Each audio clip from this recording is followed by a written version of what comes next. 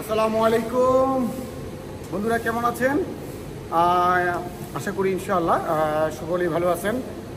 তো বন্ধুরা, আমি মাহবুব অনিক ওয়েল্ডিং টেকনিক্যাল ট্রেনিং সেন্টার থেকে আবারও আপনাদের সামনে হাজির হয়েছি যে একটা টিউটোরিয়াল ভিডিও নিয়ে।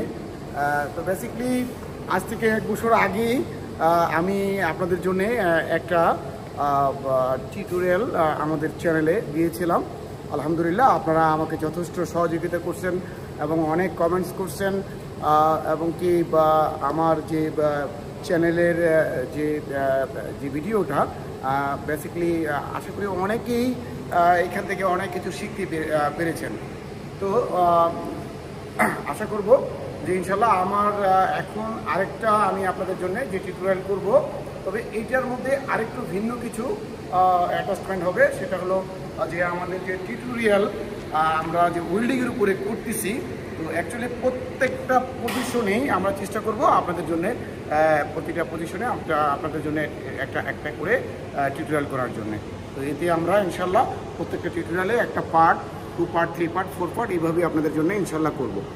তো বন্ধুরা, আজকে আমি আপনাদের জন্য যে জবটা উপহার দেব তার ব্যাপারে আমি কিছু এক্সপ্লেনেশন করতে চাচ্ছি। প্রথমত আমি আজকে যে জবটা করব সেটা হলো FCAWর মাধ্যমে আমরা একটা single V butt joint 1G পজিশন with flat bar. That means যে ব্যাকিং ফ্ল্যাট বার দিয়ে আমরা আজকে আপনাদের জন্য একটা টিউটোরিয়াল করব। তো অবশ্যই আপনারা আমার চ্যানেলটা সাবস্ক্রাইব করবেন, কমেন্টস করবেন, লাইক করবেন, শেয়ার করবেন। তাতে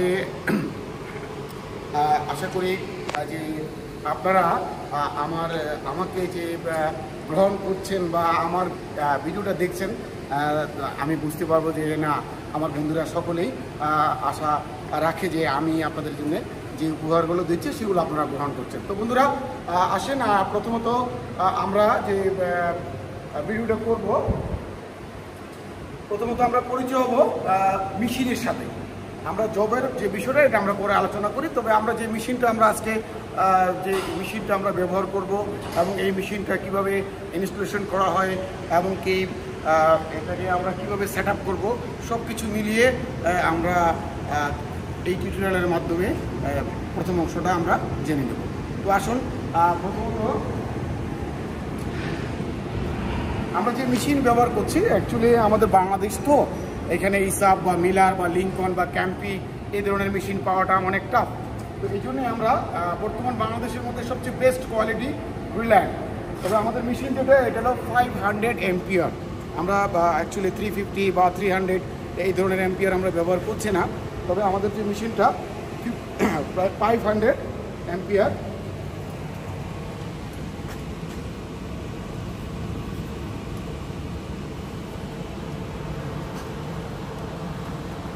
এই রিলেন মেশিনে আমাদের অনেক ধরনের ইনস্ট্রাকশন আছে। দেখেন, আমরা এখানে চাইলে এই মেশিন দিয়ে আমরা চাইলে স্মাও অথবা আর্ক ওয়েল্ডিং করতে পারবো।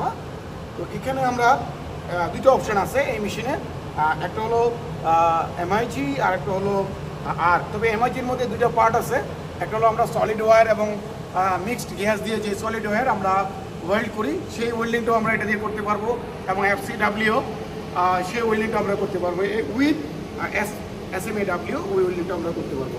এর মধ্যে আমরা আরও অনেক কিছু চেক করতে পারি, যেমন এখানে আছে,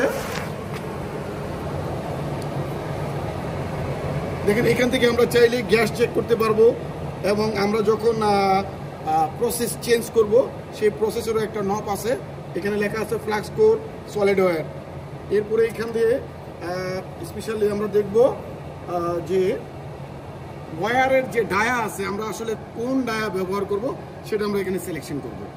তো বন্ধুরা, আশা করি আপনারা মোটামুটি এই জিনিসটা বুঝতে পারছেন যে এই নবগুলোর কাজ কি। যদিও আমরা অনেকেই লেখাপড়া জানি না, আর যারা লেখাপড়া জানি তারা তো কোনো সমস্যাই না, কেননা এখানে স্টিল এখানে অলরেডি ওরা এখানে ডিসক্রিপশন দিয়ে দিচ্ছে কোন নবটা কী কাজ করবে। এখানে আপনারা কারেন্ট, যেটা ভোল্টেজ, এরপরে এখানে আপনাদের অ্যাম্পিয়ার, ওয়্যার স্পিড, সব ধরনের ভলিউম দেওয়া আছে। তো বন্ধুরা, এই বিষয়টা আমরা ক্লিয়ার।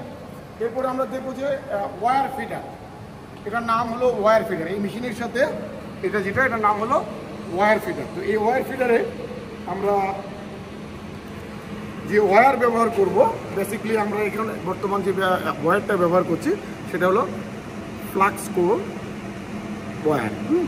তো এই ফ্লাক্স কোর ওয়্যার যখন আমরা ব্যবহার করব, তাতে আমরা কি কোন পোর্টগুলো ব্যবহার করছি সেই বিষয়টা আমি বলে দিচ্ছি। সেটা হলো যে আমরা অ্যাকচুয়ালি যে ফ্লাক্স কোরের যে ওয়্যারগুলো ব্যবহার করছি সেই ওয়্যারটা হলো E71T। এটা মাথায় রাখবেন যে ফ্লাক্স কোরের সবচেয়ে স্ট্যান্ডার্ড এই ওয়্যারটাই আমাদের শিপিং, কনস্ট্রাকশন, প্রজেক্ট, এনিহাও সব জায়গায় ব্যবহার করা হয়। তো এর আমরা যে ডায়াটা ব্যবহার করি সেটা হলো 1.2। তো বন্ধুরা, এবার আমরা ওয়্যার ফিডারের যে মোটামুটি দেখেন এখানে দুটো অপশন আছে, একটা হলো অ্যাম্পিয়ার আর একটা হলো এটা হলো কি অ্যাম্পিয়ার, এটা হলো ভোল্টেজ। আমরা যখনই এখান থেকে সেট আপ করবো তখন কিন্তু আমরা এখানে যে ক্লক দেওয়া আছে এই ক্লকগুলো আমরা ফলো করবো যে অ্যাকচুয়ালি আমরা ভোল্টেজ এন্ড অ্যাম্পিয়ার কত দিচ্ছি। তার মানে এখান থেকে এলো মেইন সেট আপ। ক্লিয়ার বন্ধুরা? তো এবার আমরা যে টর্চ, মানে আমরা যখন মিগ গান, বেসিক্যালি আমরা যখন মিগ গান ব্যবহার করব,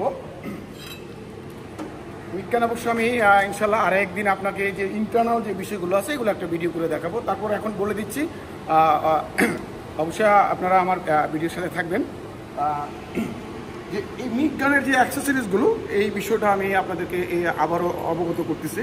যদিও আমার আগের ভিডিওগুলোর মধ্যে আছে, কিন্তু আবারও আমি আপনাদের জন্য সুবিধার্থে আমি আবারও অবগত করছি।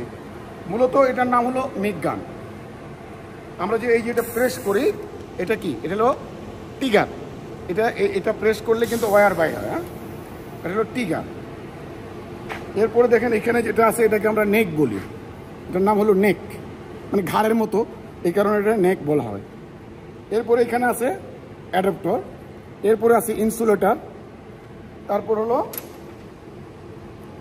কন্ডাক্টিভ। এটা আসলে এই বিষয়টা অনেকেই অনেক নাম, অনেকে টিপ বলে, অনেকে কন্ডাক্টিভ বলে, হ্যাঁ, আবার অনেকে নজেলও বলে। আসলে এটা নজেল না, এটা হলো কন্ডাক্টিভ। এরপরে হলো এইটা নজেল। হ্যাঁ, এটাকে নজেলও বলা হয়, আবার কাপলিংও বলা হয়। তো অ্যাকচুয়ালি আমরা এটার সাথে পরিচিত হলাম যে বেসিক্যালি বিদেশে বাইরে যে ফরেন দেশগুলো আছে এগুলোতে কাপলিং বলা হয়, অথবা আমাদের দেশেও আমরা এটাকে নজেল বলি। তো বন্ধুরা, যে অ্যাক্সেসরিজের নামগুলো আপনারা আসলে একবারে ক্লিয়ার আশা করা যায় যে ভবিষ্যতে কখনো যদি কোনো অ্যাক্সেসরিজ ড্যামেজ হয় তাহলে এই যে নামগুলো এগুলো যদি আপনারা শিখে যান তাহলে কিন্তু আপনাদের জন্য খুবই ভালো একটা সফলতা।